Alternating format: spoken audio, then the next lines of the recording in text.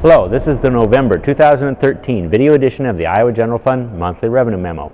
I am Jeff Robinson, Senior Fiscal Analyst for the Iowa Legislative Services Agency, the nonpartisan support agency of the Iowa Legislature. Over the first 5 months of the fiscal year, July through November, Iowa net general fund revenue increased 1.9% compared to the same 5 months last year. Since the start of the fiscal year, good growth in individual income tax, sales and use tax, and inheritance tax has been offset by increased tax refunds, increased school infrastructure transfers out, and decreased non-tax receipts. At 1.9%, year-to-date growth remains above the current general fund growth estimate for the entire fiscal year. The Revenue Estimating Conference is scheduled to meet December 12th, and at that time, the conference will establish new revenue estimates for fiscal years 2014 and 15 to be used during the upcoming legislative session.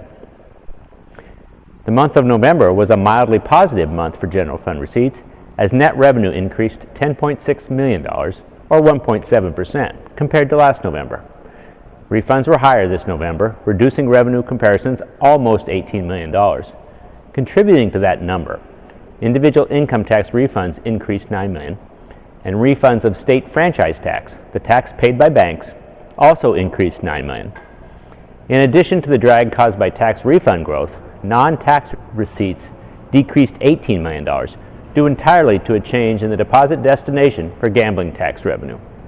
This deposit change was enacted by the 2013 legislature, and the change will also negatively impact December receipts. On the positive side, individual income tax and sales tax increased 11.2% and 6.1% respectively. As the fiscal year enters the month of December, besides the change in gambling tax destination, the general fund revenue stream will also be negatively impacted by a change in the deposit destination for cigarette and tobacco tax revenue, as revenue that last year was deposited to the general fund will be deposited elsewhere this fiscal year. This change will start to impact revenue comparisons in the last week of December and continue through the end of the fiscal year. Additional negative comparison issues caused by last year's changes to federal taxes enacted by Congress will start to weigh on the fiscal year 2014 growth rate starting mid-December. Let's now have a look at net receipts by month over the most recent 13 months. For this chart, the underlying numbers have not been adjusted for any calendar or processing issues. The blue columns show months where net revenue increased compared to last year, and the red columns show months where net revenue declined. Over the last 12 months, net revenue increased $350 million, or 5.5%.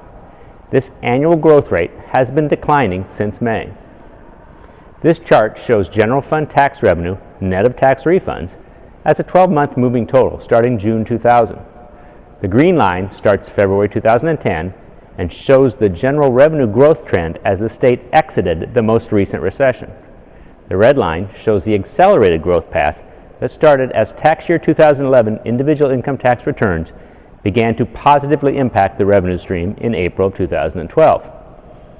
With the final processing of most tax year 2012 returns, the growth path of net general fund revenue has leveled out quite a bit, beginning with June 2013.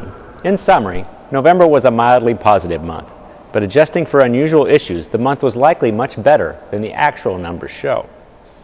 While the annual rate of general fund growth has been slowing since May, fiscal year growth remains above current projections. However, a significant portion of the negative comparison impacts remain, and revenue growth will have trouble staying in positive territory the rest of this fiscal year. I thank you for your time and your interest in Iowa General Fund revenue. Have a great holiday season.